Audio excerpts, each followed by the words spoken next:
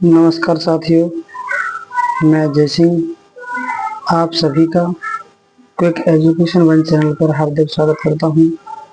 आज मैं आपको बताने वाला हूं संख्याओं का वर्गीकरण यानी क्लासिफिकेशन ऑफ नंबर्स। तो सबसे पहले देखेंगे ये नंबर्स जो लिखे हुए हैं, तो इनको जो है दो भागों में विभाजित किया जाता है। सबसे पहला होता है रियल नंबर। रियल नंबर को वास्तविक संख्या कहा जाता है। इसका दूसरा भाग होता है इमेजिनरी नंबर। तो इनको दो भागों में विभाजित किया गया है। फिर उसके बाद इसके आगे चल के फिर से रियल नंबर को दो भागों में विभाजित किया जाता है। पहला होता है रैशनल नंबर, दूसरा होता है इरेशनल नंबर। फिर रैशनल नंबर को भी दो भागों में विभाजित किया जाता है। ये होता है, पहला होता है इंटीजर, दूसरा होता है डेसिमल यानी दशमलव। इंटीजर को पूर्णांक कहा जाता है। फिर पूर्णांक से संख्या बनती है पॉजिटिव इंटीजर, नेगेटिव इंटीजर,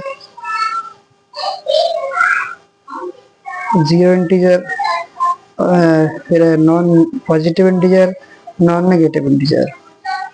इस प्रकार के संख्याओं को विभाजित किया जाता है। फिर उसमें से इमेजिनरी नंबर को इस प्रकार से डिफाइन किया गया है, जैसा कि यहाँ पर जो आयोटा होता है, आयोटा की जो वैल्यू होती है वो होती है रूट में -1। इस प्रकार से यहाँ पर इसको समझा दिया गया है, आप समझ सकते हैं यहाँ पर। फिर उसके बाद में ये इरेशनल नंबर को भी परिभाषित किया है। इरेशनल नंबर क्या होता है? अशुद्ध अनावर्ती दशमलव संख्याएं कहलाती हैं, वही होती हैं अपरिमेय संख्याएं यानी irrational number.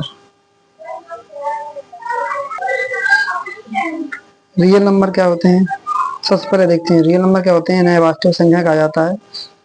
Real numbers are all the numbers that can be found on the number line including both rational and irrational number। वास्तविक संख्या वे संख्या हैं जिन्हें संख्या रेखा पर दर्शाया जा सकता है। ये संख्याएं परिमेय और अपरिमेय संख्याओं का संग्रह होता है।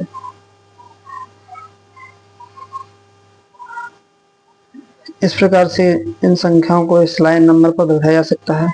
इधर चलेंगे इधर -1, -2, -3, इस प्रकार से इधर अनंत तक चले जाते हैं। फिर इधर आते हैं, इधर भी 1, 2, 3, 4, 5 से ये प्लस वाली संख्या होती हैं, ये भी रियल नंबर में ही आती हैं।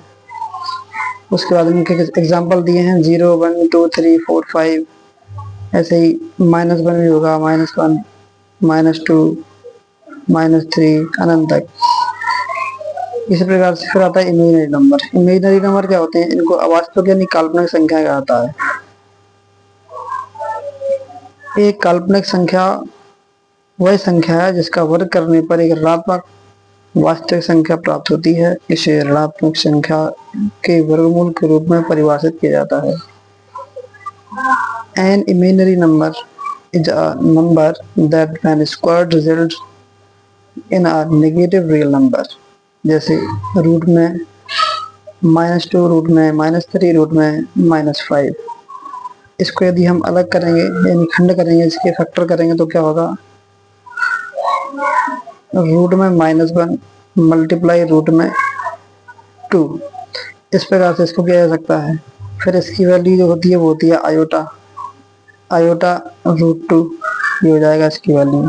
फिर हमने आगे पिछला वाला पेज था, उसमें मैंने आपको समझाया है, उसमें आप समझ सकते हैं ये कैसे प्रकार से आया है। इसी प्रकार से इसको भी कर सकते हैं, रूट में -1 मल्टीप्लाई रूट में 3, इसके फैक्टर किए हमने, तो इसकी वैल्यू होती है आयोटा, आयोटा मल्टीप्लाई √3 हो जाएगा।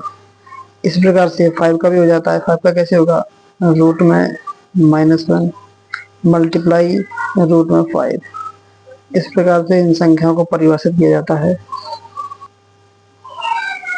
फिर हम समझते हैं रैशनल नंबर यानी परिमेय संख्या क्या होती है और अपरिमेय संख्या क्या होती है। A rational number is a number that can be expressed as the quotient or fraction p upon q of two integers। A numerator p होना चाहिए and a non-zero denominator q।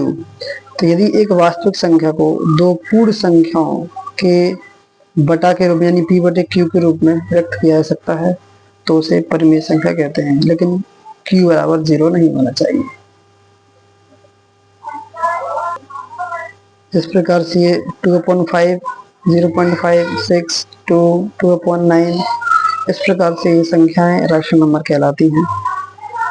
फिर इरेशनल नंबर क्या होता है? इन्हें कहते हैं अपरिमेय संख्याएं। अपरिमेय संख्या क्या है?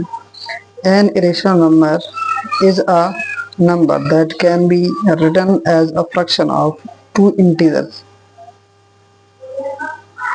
They contain non-terminating, non-repeating decimals. अपरिमेय संख्या वे संख्याएं हैं जिसे दो पूर्णांकों के अंश के रूप में नहीं लिखा जा सकता है। ये संख्याएं अशांत अनावर्ती दशमलव संख्याएं होती हैं।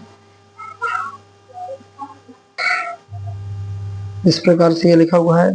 √2 की जो वैल्यू होती है, इसकी हम वैल्यू निकालते हैं तो फिर ये शांत भी नहीं होती और ये रिपीट भी नहीं होते हैं। ये यहाँ पर इस प्रकार से लिखा हुआ है, रिपीट भी नहीं होती। आगे अगले वीडियो में चेक करेंगे हम।